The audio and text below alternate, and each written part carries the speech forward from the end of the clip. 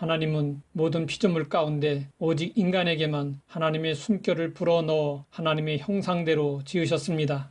그러나 아담의 타락으로 인해 인간은 하나님의 형상을 잃어버렸습니다. 이후 인간은 정체성의 혼란을 겪게 되었습니다. 핸드릭 반 로어는 인류의 역사라는 책에서 이런 질문을 던지고 있습니다.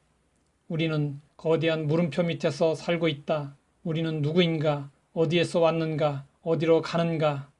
어떤 사람이 밤늦게 공원 벤치에 홀로 앉아 사색에 잠겨 있었습니다.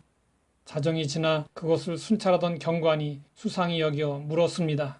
당신은 누구요? 대체 무엇을 하는 사람이요? 그 사람은 잠시 머뭇거리다가 이렇게 말했습니다. 나도 바로 그것이 알고 싶소. 나는 누구입니까? 대체 내가 무엇을 하는 사람입니까? 이 사람은 세계적인 대철학자여 베를린 대학의 교수였던 쇼펜하우어였습니다. 경관이 물어본 두 가지 질문에 대철학자도 제대로 답하지 못했습니다.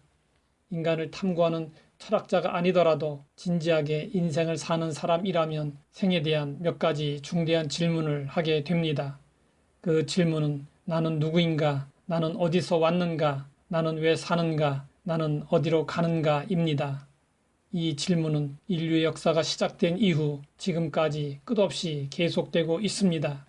그 이유는 만족할 만한 답이 없기 때문입니다.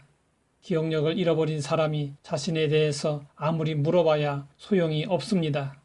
인간은 죄로 인해 인간의 정체성인 하나님의 형상을 잃어버렸습니다. 그렇기 때문에 아무리 질문해봐야 답을 얻을 수 없습니다. 이런 경우에 필요한 것이 계시입니다.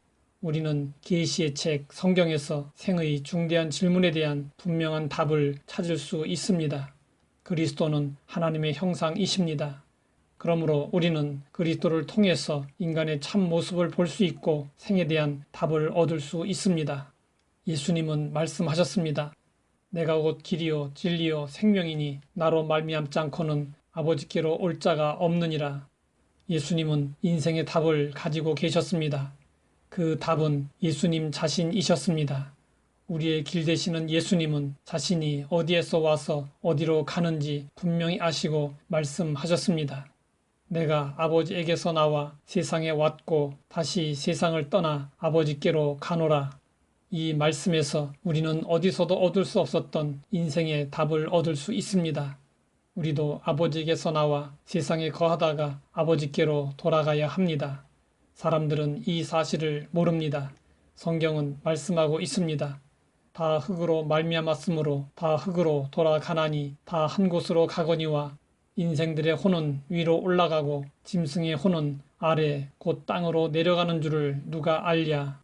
인간의 육체는 흙에서 왔기 때문에 다시 흙으로 돌아갑니다.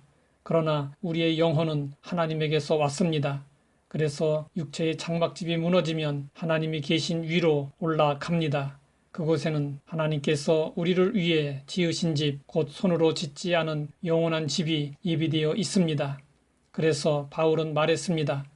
우리가 담대하여 원하는 바는 차라리 몸을 떠나 주와 함께 있는 그것이라. 천국을 경험한 사람은 바울과 같은 마음을 갖게 됩니다.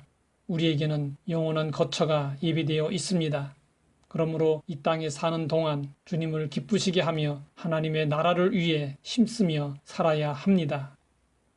하나님 아버지, 우리 생애 중대한 질문에 답을 주시고 깨닫게 하시니 감사합니다. 길이신 예수님을 통해 우리의 길을 찾았으니 오직 그 길만을 걸어가게 하옵소서. 예수님의 이름으로 기도드립니다.